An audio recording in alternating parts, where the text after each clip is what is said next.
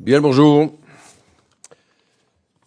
Alors, nous sommes ici pour présenter une série de recommandations au premier ministre Carney dans le cadre du conflit commercial qui ébranle de façon importante suite au comportement, encore une fois, odieux du président Trump, l'ensemble de l'économie québécoise et de l'économie canadienne.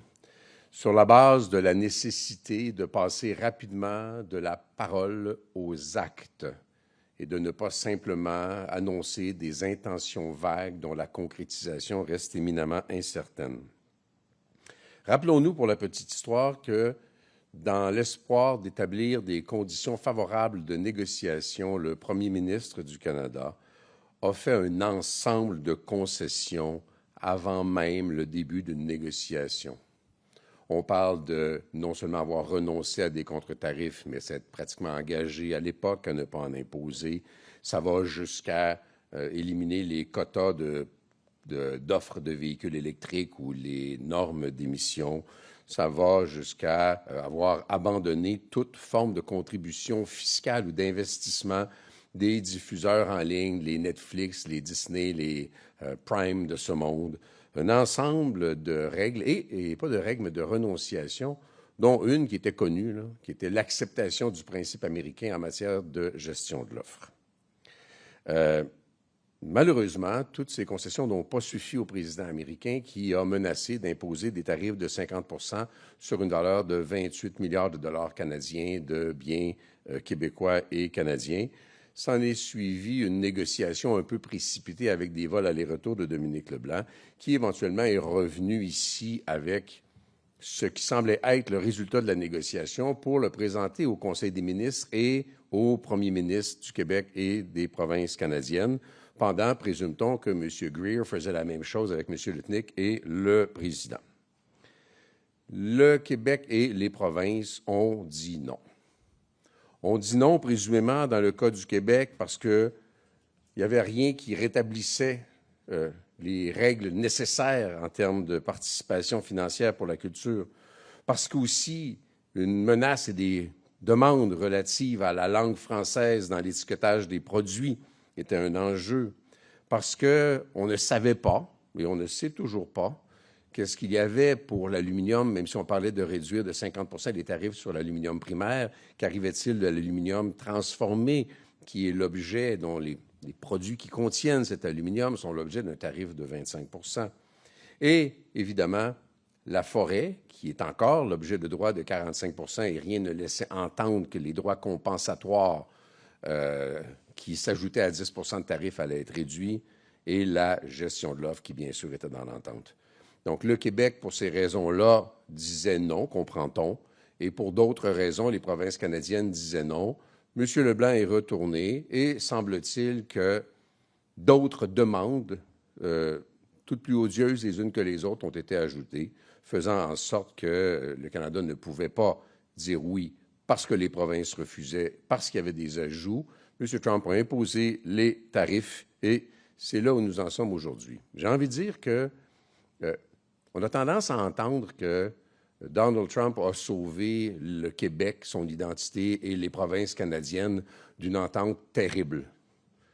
Je pense que c'est un peu le contraire. C'est le refus du Québec et des provinces qui ont fait en sorte qu'il ne pouvait pas y avoir d'entente. Et c'est une bonne chose parce que ça permettra de rétablir un rapport de force. Dans l'intervalle, moi, je crois qu'il faut que tout le monde, le Québec économique, tendre la main quand même, minimalement, au premier ministre du Canada, dont le devoir est de reconstruire une position de force qui sera consensuelle parmi le Québec et les provinces du Canada et qui sera consensuelle parmi les partis à la Chambre des communes du Canada. À cet effet-là, j'ai un appel de prévu demain matin avec le premier ministre. Je vais vous présenter des propositions qu'on avait déjà faites, qu'on réitère, qui était déjà dans notre programme lors de la campagne électorale de 2025, à quelques nuances près. Nous croyons, nous, qu'il faut déployer des contre-tarifs à la hauteur du total, non seulement des nouveaux tarifs de Donald Trump, mais aussi des précédents tarifs de Donald Trump qui ont été imposés donc par l'administration Trump et qui viseraient, pour limiter l'effet inflationniste des produits, pour lesquels existe une alternative sur le marché québécois et le marché canadien. Donc, oui, on est dans le dollar pour dollar. Il faut, et ça n'a pas toujours été le cas, réserver l'entièreté des sommes ainsi recueillies pour les entreprises et les secteurs touchés par les tarifs anciens et nouveaux de l'administration Trump. Il faut utiliser cet argent-là pour mettre en place un certain nombre de programmes, dont un programme inspiré de celui de l'époque de la pandémie, de la subvention salariale, qui maintient le lien d'emploi et l'expertise au cœur des entreprises, qui aussi des programmes qui donnent accès à des liquidités non remboursables, telles que les entreprises le demandent. Leur revenu qui viendra des tarifs est un revenu pour l'État. Ce qui est offert aux entreprises n'a pas à être remboursable. Il faut aider l'innovation, qui est la meilleure façon d'ouvrir des nouveaux marchés d'exportation avec de nouveaux produits. Il faut soutenir la productivité et surtout, il faut soutenir la transformation sur le territoire québécois et canadien de nos propres ressources plutôt que d'exporter la matière première ou sous une forme primaire et d'exporter aussi la valeur ajoutée. Il faut clairement, compte tenu de l'échec de la négociation, restaurer la taxe sur les services numériques de 3 % et la contribution de 15 % à la création de contenus québécois et canadiens que le CRTC avait autorité pour imposer aux diffuseurs en ligne que sont, encore une fois, les Netflix, Prime et Disney de ce monde. Rétablir les règles de contrôle des émissions de gaz à effet de serre des véhicules légers et les quotas d'offres de véhicules électriques aux fabricants. Je pense aussi qu'il faut suspendre, ne serait-ce que pour être cohérent, pendant la durée du conflit, les contrats d'achat ou des contrats d'achat aux États-Unis, en particulier dans le secteur militaire, en particulier la suspension du contrat d'achat de F-35, tout en maintenant les investissements militaires, parce qu'il y a des obligations en termes d'alliance au-delà des États-Unis par le Canada, donc maintenir des investissements sur le territoire, notamment à la base de Bagotville. Et il faut suspendre l'aide aux pétrolières à hauteur de milliards de dollars par année. Rappelons que la majorité des actionnaires des pétrolières de l'Ouest canadien sont des Américains. Rappelons que 90 % du pétrole de l'Ouest canadien est acheté par les Américains. Et rappelons que le pétrole de l'Ouest canadien n'est pas objet de tarifs par l'administration Trump. On a donc des revenus possibles et des reports possibles de dépenses qui financent l'exercice de soutien aux entreprises pendant la durée du conflit commercial. Dur à évaluer, on est dans le mois ou peut-être quelques années, improbables quelques années, il y aura tôt ou tard la reprise d'une négociation.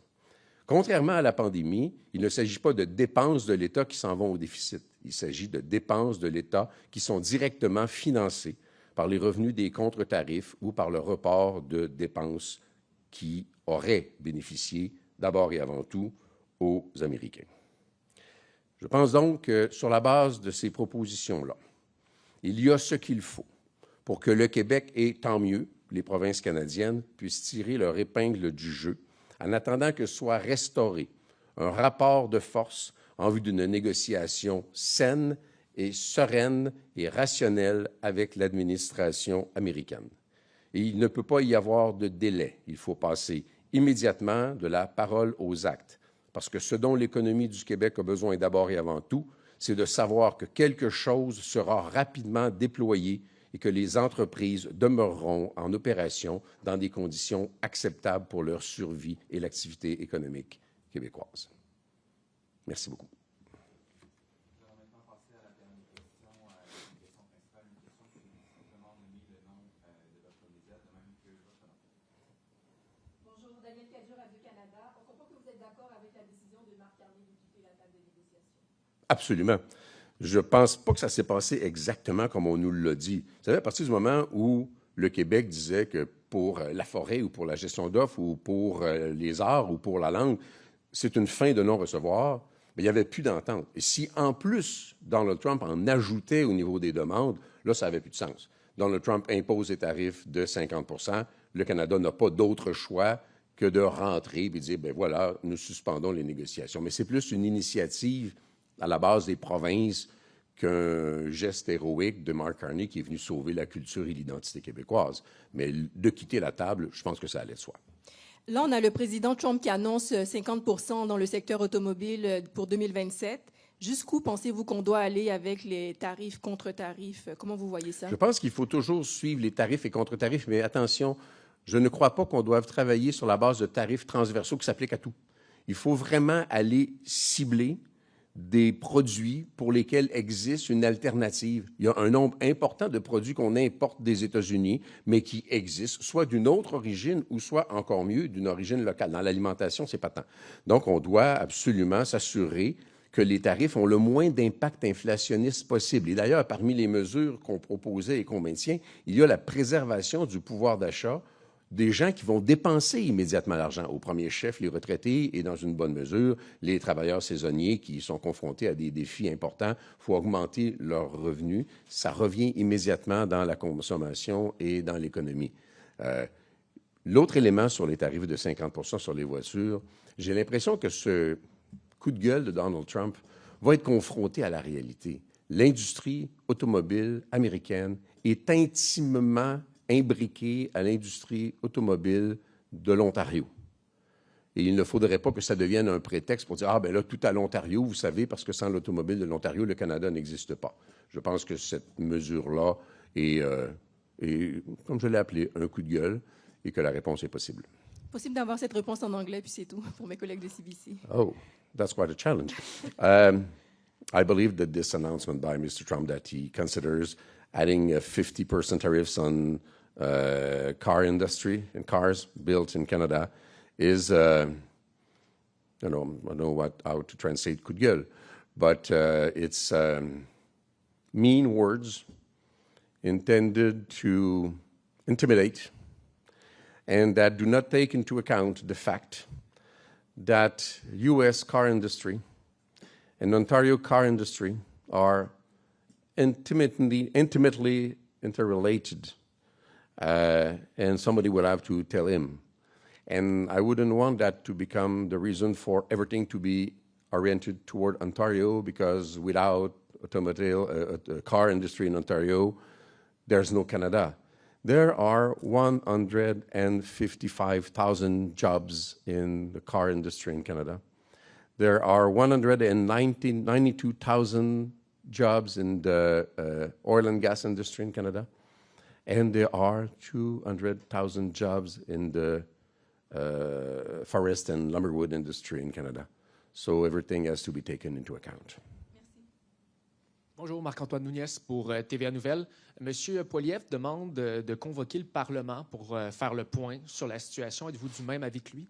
Je pense que de convoquer le Parlement serait une excellente façon de mettre sur la table et discuter les propositions que je viens de vous présenter.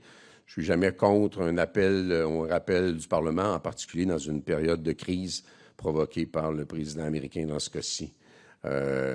Donc, on n'est pas contre. Ce qui me semble davantage important, j'ai des espoirs d'en connaître davantage demain matin, c'est que les chefs des partis à la Chambre des communes soient informés de la nature passée des négociations et des intentions futures du gouvernement.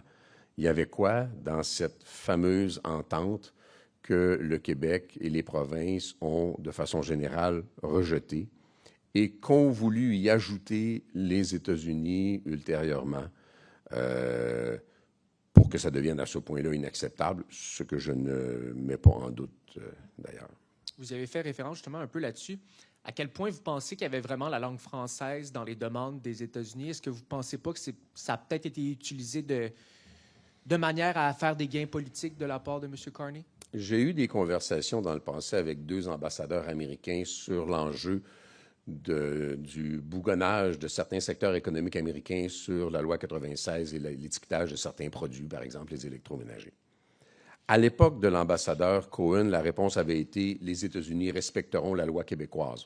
Point. À l'époque de l'ambassadeur Hoekstra, c'est un peu moins certain. Il y a une volonté d'assujettir l'ensemble des règles du monde à la volonté de Donald Trump. Mais vous savez, si les Américains peuvent étiqueter en italien un produit vendu en Italie, bien, ils peuvent étiqueter en français un produit vendu au Québec, parce que pour leur information, le Québec est français. Merci. Lia Lévesque de la presse canadienne. J'ai remarqué que vous demandez des mesures immédiates. M. Carney a déjà annoncé qu'il préciserait ses intentions le 8 septembre. Est-ce que vous pensez qu'on devrait le faire avant le 8 septembre? Clairement. Je pense que M. Carney va, avant le 8 septembre, commencer à d'annoncer des intentions. C'est ce que j'ai cru comprendre. Évidemment, il fallait qu'on dise, « Hey, considère ça, là. » Il fallait que je le dise rapidement.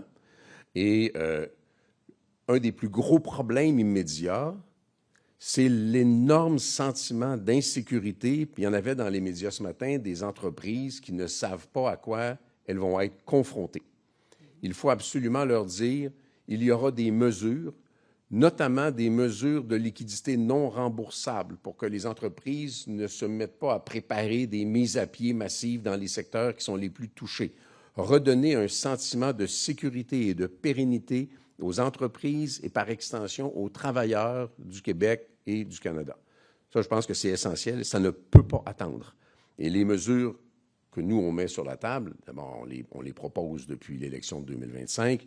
Elles sont de nature, elles sont financées par nos démarches et elles sont de nature à donner un sentiment de sécurité et, selon les choix des entreprises, soit à orienter différemment leur activité ou soit à utiliser les compensations pour garder leur accès au marché américain. Et justement, concernant les F-35, jusqu'à quel point c'est faisable de mettre le haut-là sur ces investissements-là, compte tenu de nos engagements envers l'OTAN? Oui, mais vous savez, quand le partenaire se fout éperdument de sa parole et de ses propres ententes, on n'est pas tout à fait tenu de faire ce qu'il veut et ce qu'il demande. Et il y a des alternatives au F-35. L'OTAN, ce n'est pas que l'Amérique du Nord. L'OTAN, c'est aussi l'Europe. Il y a eu des conversations sur la possibilité d'une flotte mixte dont on doit présumer que s'il y avait des Gripen, les Gripen pourraient davantage être déployés à l'extérieur du continent nord-américain. Parfait, merci. Bonjour, Philippe Bonneville, 98.5 FM. On le voit là, tarifs, réplique de tarifs, là, M. Trump qui réplique encore ce matin, qui en ajoute une couche. Est-ce que vous dites, on doit répliquer dollar pour dollar, mais est-ce que vous ne craignez pas à un certain moment qu'il y ait une terrible escalade et que le Québec, justement, soit à un certain moment perdant si on se met à répliquer dollar pour dollar en faisant face aux Américains? La réplique, le dollar pour dollar, c'est la partie quantitative de la réponse. 28 milliards de dollars de biens canadiens tarifés. Ça ne veut pas dire qu'on doit suivre les mêmes traces et tarifier les mêmes biens. On peut aller, je le mentionnais, on peut tarifer des produits qui ont des alternatives sur le territoire. Bougez pas, il y a quelqu'un qui ne sait pas que je suis là. On peut tarifier des produits qui ont des alternatives sur le marché domestique, québécois et canadien qu'on produit nous-mêmes. Ça va d'aliments jusqu'à des chandails, là. Tout est là. C'est des possibilités qu'il faut explorer pour que ça pince le plus possible et que ça ait le plus faible effet inflationniste possible. Et cet argent-là doit immédiatement retourner auprès, parce que dans le passé, ça n'a pas toujours été le cas, puis il fallait se battre pour essayer d'aller chercher l'argent. Il faut que ça aille auprès des entreprises. Et on ne va pas chercher un revenu non remboursable pour offrir en contrepartie du crédit à des entreprises qui, vous leur demanderez, vous passez par les chambres de commerce, le taux d'endettement est étouffant à l'heure actuelle. Il faut sortir de là. Merci. C'est ce qui met fin à cette conférence de presse. Merci beaucoup. Au plaisir.